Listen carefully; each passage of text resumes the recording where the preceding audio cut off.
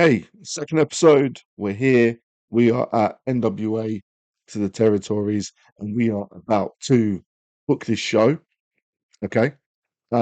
This is our first event, and we've got to make sure that we set things off on the right foot.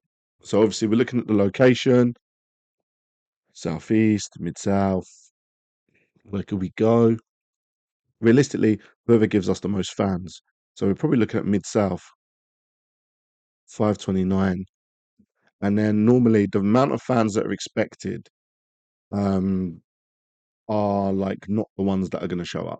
So, for example, if there's 529, let's expect maybe 480, maybe 500 or something like that. So we'll just go through and have a look, see what's about. And there's only 440 in the state. I mean, Melrose Ballroom, I've heard of that. Is that where they do GCW? Um, okay, let's pick that one. Or maybe we'll go with something else. We just want to get the most fans as possible at this stage. What I probably should have done is so we're prohibited of running shows outside of our home region because we're part of the National Wrestling Alliance. So it's that territory stuff which just doesn't work nowadays. Um, so we're going to have to do shows in the southeast. We probably would have had more fans if I set the ticket prices to cheap, just so we have more attendance. But I've completely forgot to do that. So let's just pick a venue in the southeast. We get 485 fans in the southeast, so hopefully there's a venue that's like close to that. We might have to pick a venue that's 400 as there's no 450s.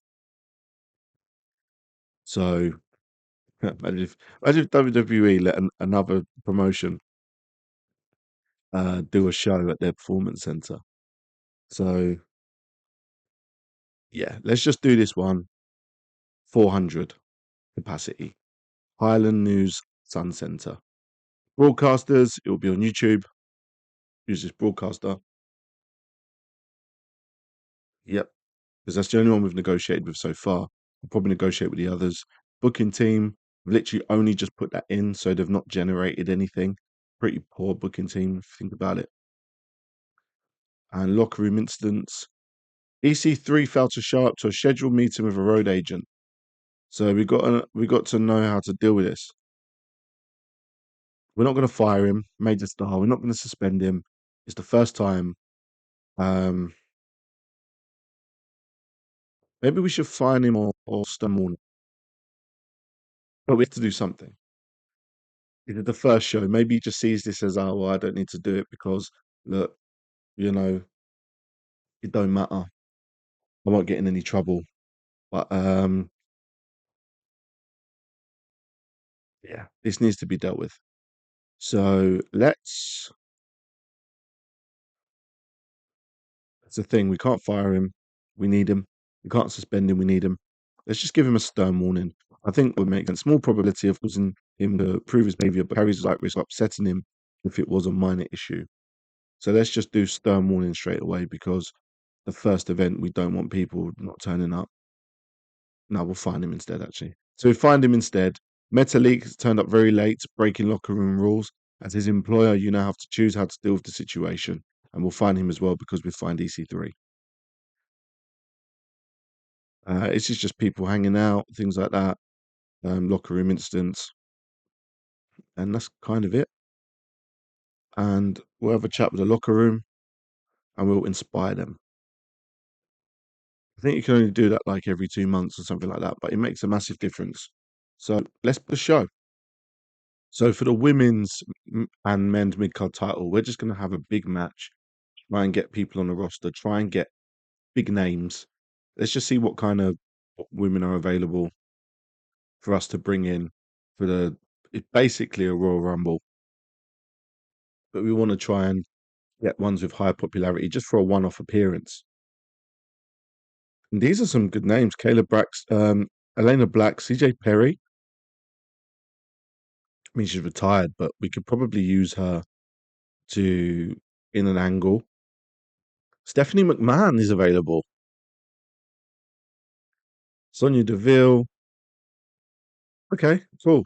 So let's try and get these gals on on a one night only deal, 640. She wants a lot of money, doesn't she? That's crazy, 640. Um, let's offer 500. 610. That's the lowest she's gonna go. Let's just do it. It's a one-off show, and if we want her in future, she's there. Nixon Newell, we know who she is. We know who Mickey James is, of course. She's gonna want more money than Sonia Deville. Oh no, 560. Okay. Let's offer 500. 520. Yep, I'm happy with that. Cool. Nixon Newell, hopefully she doesn't cause any backstage problems, if you remember. Elena Black, cool. 720. She wants a lot of money as well. It's a good thing these are just one off. Yeah, they're one off. It's not a problem. Let's get it going.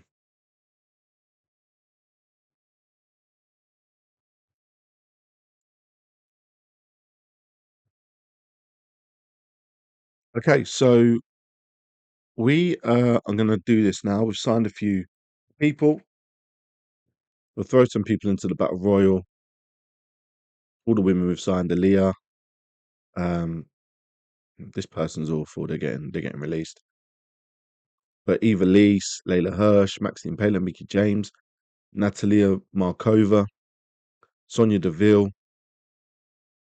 Um, we've got more than 15. Let's just put the big names in. Big Mama, she need a place in there. Not much popularity. I think we can skip her. Rosa Negra looks like a good wrestler. So let's just throw Miss Star. Yeah, looks like someone who's getting released. I'll throw her in anyway. And we'll just figure out who to leave out.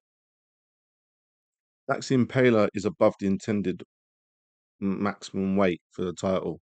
I've never had that. Maybe it will affect the match, maybe it won't, but I guess we'll just find out. So we've booked the whole show, and we're going to crack on with it, and let's see what happens. NWA back to the territories. So we are going to show everything's okay at the moment. 188 minutes, well within range. You're expecting 80% of matches. We've got 79, so we'd not be penalised.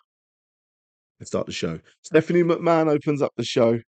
He just says, "Welcome to the territories, etc., etc." It's a one-off appearance for her. Superb working without a script. Had the crowd in the palm of her hand. I'm happy with that. Got the show off to a strong start. Exceptional improvising. Great work from road agent Ace Steel. And this is what I'm talking about when I say like the road agents make a difference. And the announcing quality was down just to low experience, if not announced together before. So the winner of this match was Priscilla Kelly, but what we've been penalised because Maxine Paler wasn't eligible to compete for the junior heavyweight title. And I think they've stopped us from actually crowning the winner because it doesn't say she's won the title. And that could be down to the weight restrictions. So I think that's penalised it. 37. This one's better. Scylla Kelly, Layla Hirsch comes in.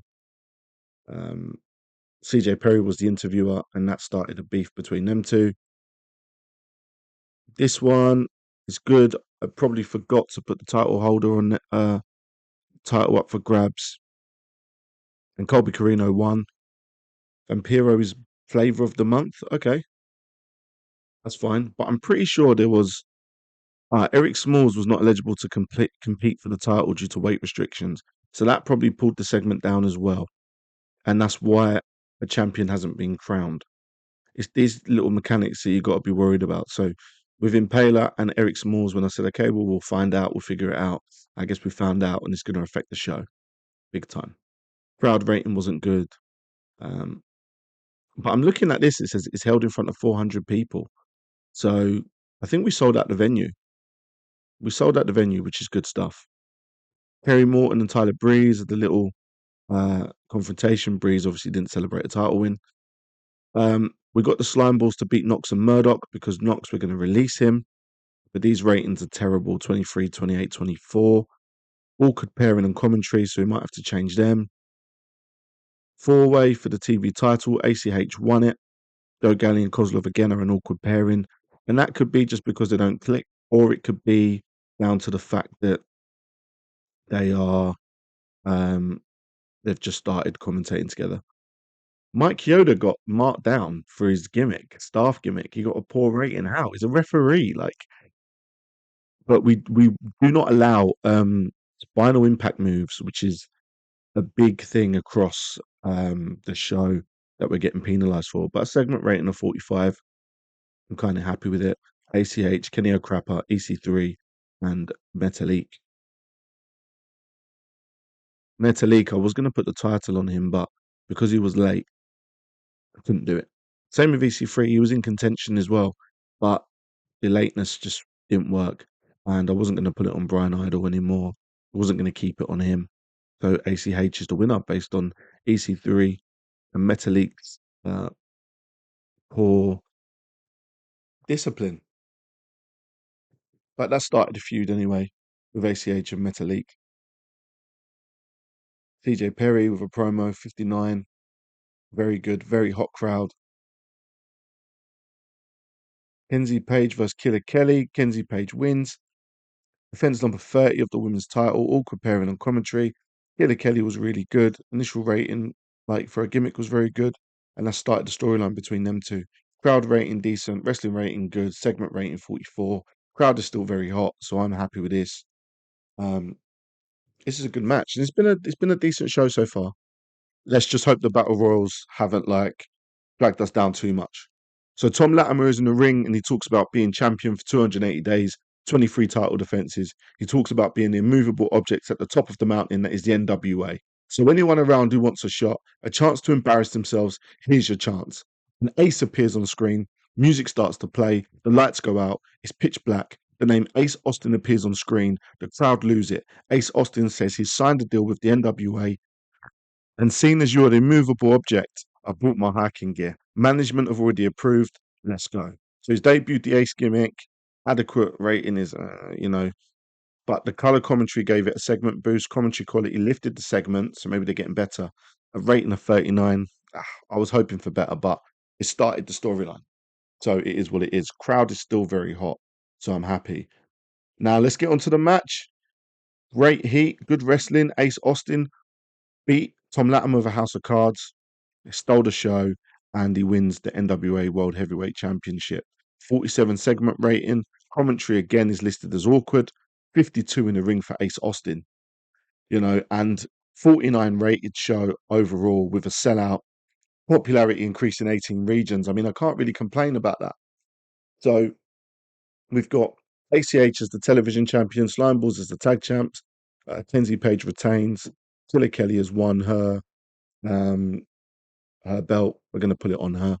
And Ace Austin has won the heavyweight championship. Normally with this, when it comes to address the locker room, I normally just address the best performers on the show.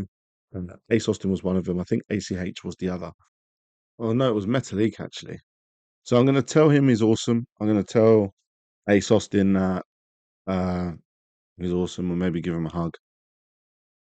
Where is he on the list? He's obviously up. Sorry, see. This is bugging out a little bit. Ace Austin, there we go. And praise for a great performance. Look, so he made a speech. Metalik seemed pleased. Ace Austin seemed pleased. Financials, we lost about 13,300, but I mean, it's okay. Post-show finances are still good. So I can't really complain about that, if I'm being honest. Show cost quite a bit, but I think we added $5,000 onto the set just for that show. So if we didn't do that, we'd probably be under 10 grand in terms of losses. But financially, I think everything's okay. I think we're not in a region of having to panic. First show, we brought in a lot of people. So in terms of what we've paid the workers, 9,250, it was always going to happen. And when it comes to popularity, we've increased in 18 regions and look, Southeast 30. In order for us to go up into a small size company, because currently we're tiny, we need to get 35 in the Southeast, and currently we're at 30. So I think for a first show, it's like pretty successful.